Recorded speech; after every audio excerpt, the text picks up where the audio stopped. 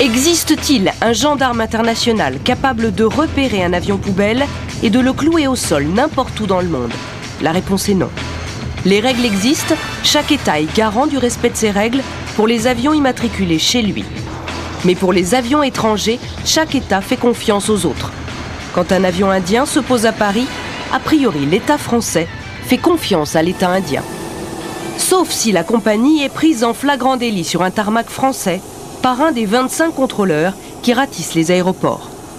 Nous avions demandé l'autorisation de filmer un contrôle inopiné sur un avion étranger.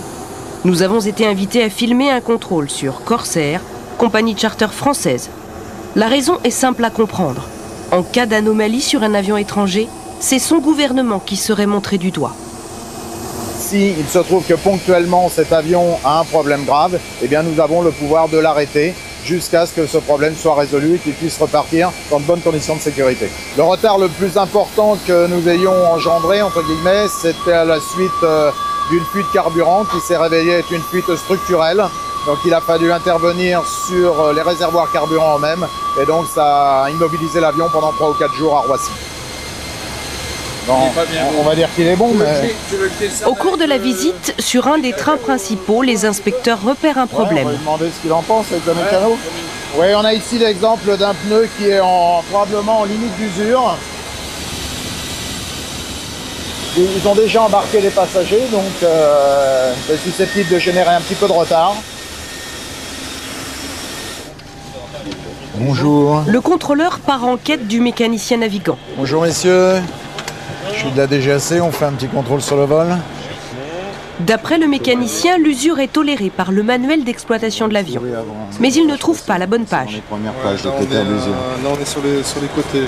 On a tous les critères pour les blessures, mais pas les critères généraux de l'usure. Moi, je suis sûr de mon coup. La seule chose que je peux faire là, c'est aller rechercher le maintenance manuel. Oui, ce qu'on va vous demander, c'est de nous trouver la page avec les critères d'usure, la première page. Ouais, je vais vous chercher ça. Je vais même prendre le maintenance manuel, comme ça on aura tout.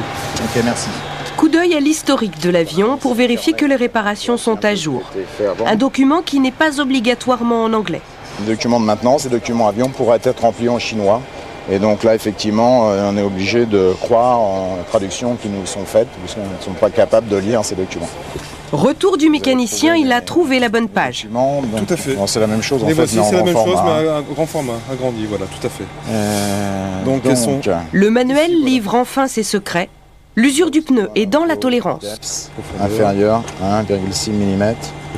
Donc ce sont des critères très précis et effectivement on est dans ce cas-là puisqu'on a les 3 autres roues qui sont en parfait état, quasiment neuves.